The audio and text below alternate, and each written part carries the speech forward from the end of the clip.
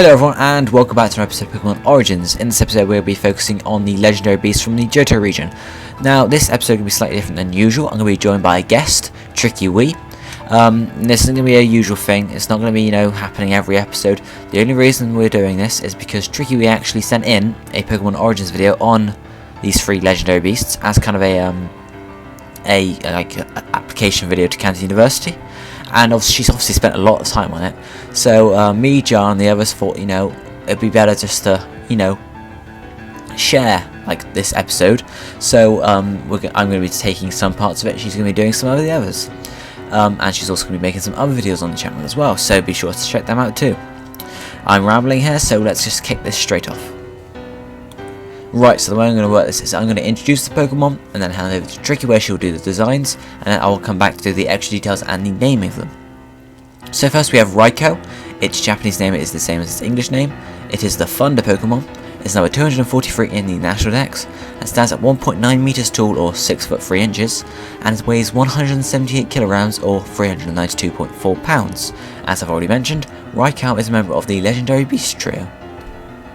Moving on to his design, he appears to be a yellow tiger-like creature with black stripes that resemble lightning bolts, and has white belly fur. Raikou have a grayish-purple cape that is supposedly made of thunderclouds, and have a skinny light blue tail with an electric spark formation at its peak.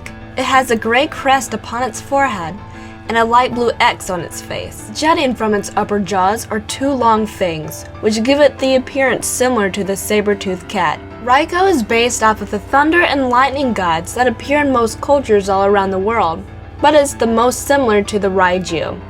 This creature could take the form of a tiger, monkey, and the wolf that is surrounded by lightning. While Raikou is based off of its tiger form, Manectric is based off of its wolf form.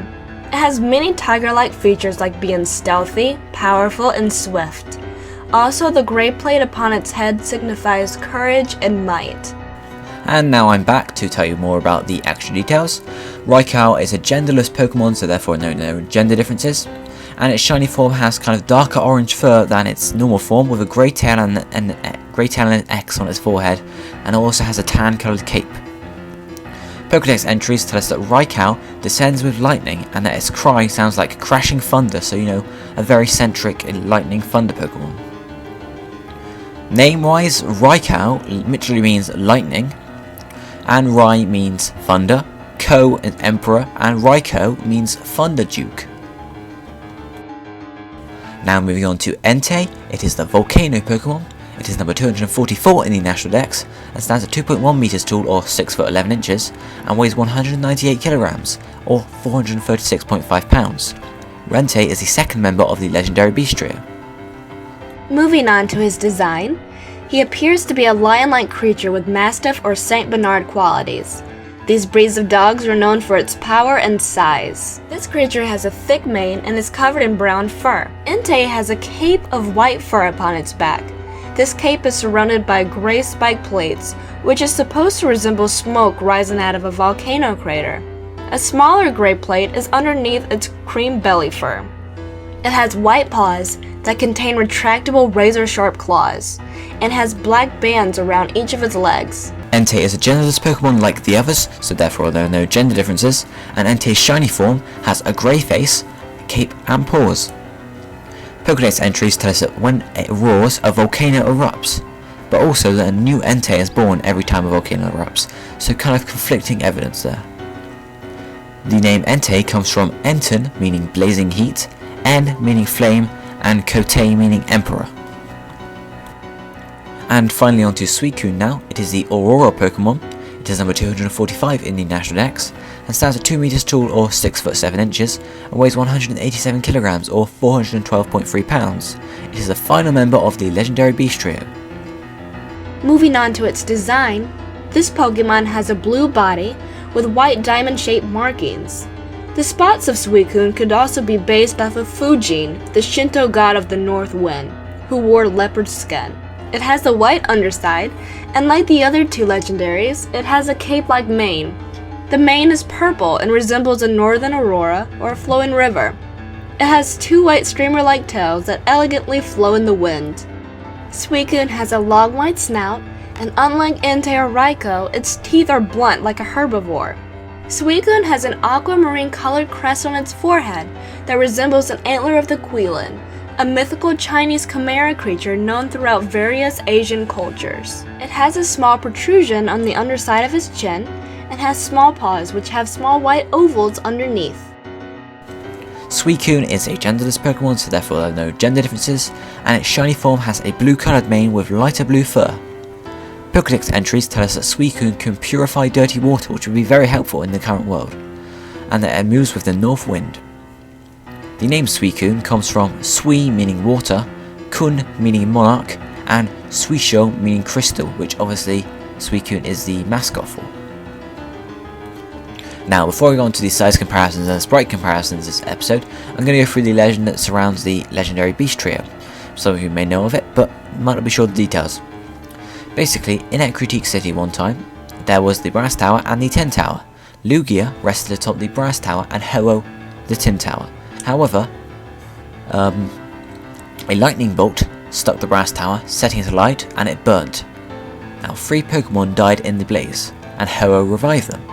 These Pokemon then became Raikou, Entei and Suicune. The Pokemon embody the 3 events that happened. Raikou is the lightning that struck the tower, Entei is a fire that burnt through it, and Suicune is the rain and winds that pushed out.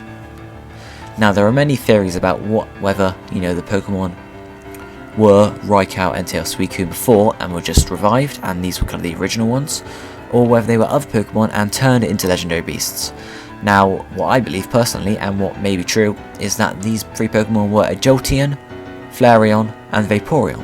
The reason I believe this is that the Evolution's special abilities are the same as the legendary beasts' normal abilities, and vice versa, so, it's very similar but not confirmed, so it is possible they were the first members of their respective species, but they weren't unique really, because Entei with Volcano in the Pokédex, and obviously Raikou coming down on a Thunderbolt. You also see them in other games like Pokemon Ranger and such like that,